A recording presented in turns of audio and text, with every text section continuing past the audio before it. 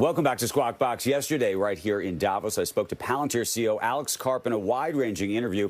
I started out by asking him about his recent trip to Israel.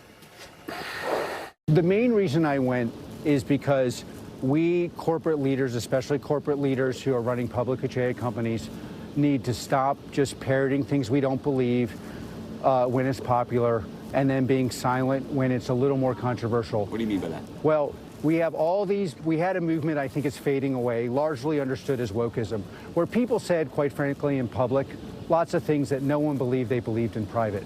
Now with Israel, most people in positions of authority realize that what happened on October 7th was one of the worst terror attacks the West has ever seen, arguably the worst act of terrorism and sexual barbarism the world has seen in 100 years. And it is incumbent on us to actually not only speak loudly in private, but occasionally show what we mean in public. And so core to defending the West for me was not just me going to Israel. I'm very well known there. Our products are used there. I'm proud of that. But bringing the whole board and saying, look, you know, you can debate lots of things about Israel, but the people who are attacking it are calling into question the very existence of a thoroughly democratic Western country that is defending our rights, and we cannot just speak loudly in private. And one of the key issues that you find, including here, is, you know, people want to talk about rebuilding trust. The elite, no one trusts the elite. Yes, but how could you trust the elite if everything you're saying is a half-truth at best? You ran a full-page ad in the New York Times after the tragedy that we saw in Israel. You were the only company that I saw do anything like that. What was the reaction to that from your fellow CEOs? Look, there are a lot of people who are like, you're beep, beep crazy. You're going to get in a lot of trouble. People are going to call up and yell at you. And my reaction to them was, is never again mean I never take the risk of my own career? Is like, it was always hard in history to stand up against discrimination, brutal acts, pogroms, sexual violence.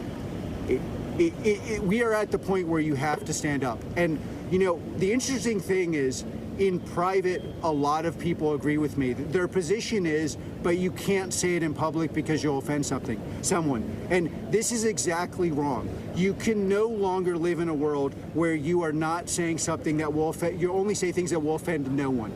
Like, if you're going to defend something, you have to defend it. But then what's your view about companies that were speaking out on lots of other social issues that I think you don't think that they believed in? So the core reason why people who are basically decent, wonderful people in America have basically no trust in the elite is everyone senses that they spoke out on things they actually don't believe in, and they set a precedent. The precedent that they set was, I'm going to speak out about moral causes. Okay, now you have a crucial moral cause. Like, you can be against what I'm saying. You could be against standing with Israel. You can't say you don't have an opinion. You don't have an opinion on this. You have fallen on your head. And if there are people in corporate America who say, look, I never have an opinion. My opinion is the shareholders. I actually am sympathetic with them. But if you spent the last 5 years lecturing us about all sorts of things that no one believes you believe in private, you can't just wake up the next day and say, oh, I can't speak about this thing I believe, or say I have no opinion. And it is crazy ridiculous, and it undermines the fabric of our democracy because no one believes it. Let me ask you about what's happening here in Davos, because one of the conversations that we have not seen in large part is one about what's really happening on the ground in Israel, a conversation about anti-Semitism, the same conversation that's happening in institutions all over the world, but it doesn't seem to be here yet. It seems so very limited. Davos has an important function. I live on a different planet. Like, on the planet I live in, climate is important, fighting bigotry of all kind is important. The most important issue of our time is war and peace, and the absolute most important metaphor for that is, what do you think about what happened in Israel? And by the way, anti-Semitism as a kind of prejudice has always been the canary in the coal mine for your society isn't working, your university isn't working, you're not providing real growth to your population, and because you're not explaining why it doesn't work, you just go blame the Jews. And so, like, any any enterprise that's about making the world a better place that doesn't deal with these issues is basically saying, I'm not really engaging in the problem. And this is not just a problem here, it's a problem with all sorts of institutions, from our higher education to fake discussions in corporate America to international conferences.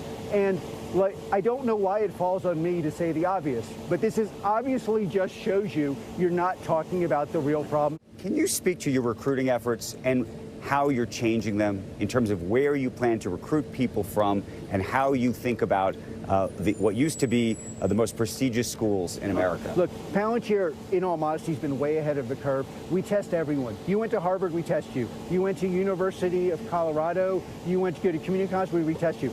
In the 50s in America, if you were a Yale degree, a Yale alum, and you got retested, you'd be offended. The legitimacy of our institutions is so much weaker. Everybody's going to move to our methodology. You have to retest. Until we reform our institutions, I don't know what a grade is. I know what our test is. And when you say reform our institutions, what does that mean? Look, across democracy in the West, we have a large focus on what we pay, not what comes out. In tech, we have an absolute myopic focus on what comes out, not what goes in. And like, our institutions have to move from what did we spend to what did we get. And that's very, very scary because the outcomes are unfair. And that's why I'm actually still a card-carrying progressive, because we have to take care of the people who are not going to benefit from the AI revolution, who are not going to participate, who need remedial help. But the reality of what the West needs to do in every institution is, it does not matter what you spend. It matters what you get. And by the way, if there's one lesson of software, the single thing that America does better than any other country, it's not input, it's output. Can I ask you about the power and influence of America today?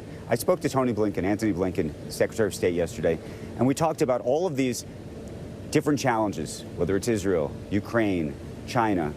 And the question is, are these idiosyncratic challenges that emerged on their own, or did they emerge because of a power vacuum?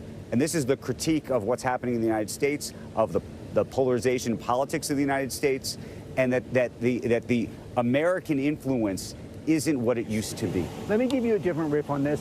It's very confusing to the outside world. On the one hand, we are at 84% of the top 50 tech companies in the world are American.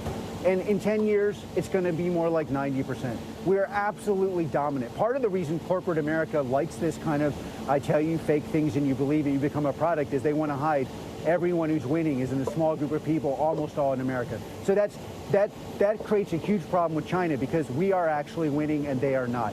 Then we need a way of robustly defending ourselves rhetorically and militarily that is not jingoistic, that is not xenophobic. And those people who have a classic playbook don't really know how to do this. They don't know how to say, yes, we need a border and it shouldn't be a xenophobic border. Yes, when somebody takes American hostages, we go after the person who organized it. Right. You need a robust, non-jingoistic way, by the way, powered by software, because that's the single thing we do better than Iran, we do better than Russia, we do better than China. Let's just go around the world and talk about the state of play. Ukraine. You're working with Ukraine. You've been working with Ukraine for a very long time now. There's $50 billion they're waiting for from the United States. What do you think is going to happen? Look, I don't know what the Congress is going to do. I talk to people all over America, some of whom are skeptical. You have to move away from the intellectual arguments and think of this as, it's like prison. We show up weak there, we will be taken advantage of, not just by Russia, but by Iran and by China. So even if you do not agree with what Biden's doing, what I happen to think we should do, you cannot afford the precedent of the West loses. And we should do whatever we can to help. And then if you go around Well, let me just ask this. I spoke to President Zelensky yesterday about what his future would look like if former President Trump becomes the president again. I'm curious what you think of that question. Look, you know what? You don't want to box in the next president of the United States. We have to figure out a way to make these things work. Israel. How much longer does this go on? And is there a way to effectively eradicate Hamas without more civilian casualties? Palestinians? Despite what you may be learning at your institution of higher learning, this is all about making Iran feel that this is no longer acceptable. At the moment Iran feels the cost is too high, this will change, and there's no other way to change it. And so I don't know at that point when that happens, but what America and Israel have to figure out a way to do is signal strength while reducing human casualty. It's very, very hard to do. Can you imagine a two-state solution where the Israelis trust the security without some form of occupation for a period of time? We are so far away from those discussions. Well, I tell you, there will be no real discussion until the hostages are free.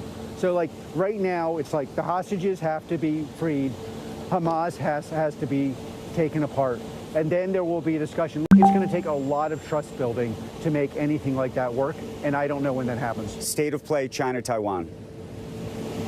I'm more worried about China than almost anyone I know, but it's more mainly because the Chinese economy is clearly going to underperform the American economy. And if America actually begins to invest as much as we should in AI-related defense systems, every day that goes by, we get stronger. And the obvious reaction to that from a dictator is to say, oh, wait, I'm stronger today than I will be tomorrow. And so I'm structurally more worried about that than most people. Perhaps one of the other big topics here, not geopolitical, but technology and innovation, is AI. Can't go down the street without somebody talking about AI. Sam Altman is here. He's become an it boy, if you will, of the AI movement. How do you see large language models both working with and maybe even competing against Palantir? I mean, look, our U.S. product, I'm not here to push our product, but it's growing so quickly that we're going to have to rebuild the whole company. And the reason it's growing so quickly is in the military, the beginning of the AI revolution was not large language models. It was in the military, and we learned a lot of lessons there that are people learning now. Currently, for a business, a large language model looks a little bit like self-pleasuring. If you want to move from self-pleasuring to transforming your business, you're going to have to learn how to manage that model and integrate it into the logic and knowledge of your enterprise. You won't be able to do that as well as you can do with Palantir. It appears that you may be on the trajectory to becoming part of the S&P 500. What does that mean to you? Well, look, we've been profitable now for quite a while. One never knows how they decide to select people, but we are committed to being profitable. We're a very strong look. The problems that exist now on the battlefield, in the intellectual arena and in U.S. commercial especially, are completely Palantir-shaped problems. It's very important for our customers that we have shown the financial strength we have, significant profitability, billions of dollars in the bank, growth. That would be nice too. And so, but it's a lot about saying, look, you're going to rely on us. So if you're relying on somebody, you'd like to know they're strong, and we're strong. When you think about the business, briefly when we were talking about AI, you said at some point we're just going to have to remake the entire business. What does that mean? Look, when the shape of problems now is how do you move soldiers around? How do you move missiles around? How do you rebuild your enterprise? The differentiated value of enterprises is going to come completely down to, can you do that? And that is so strong on the outside that, of course, it's changing how we do things on the inside. And what does that mean? Well, our go-to-market has to be different. We're doing we did hundreds of boot camps last year as compared to like 72 pilots the year before. It's just a question of embracing the fact that the revolution is bigger than we are.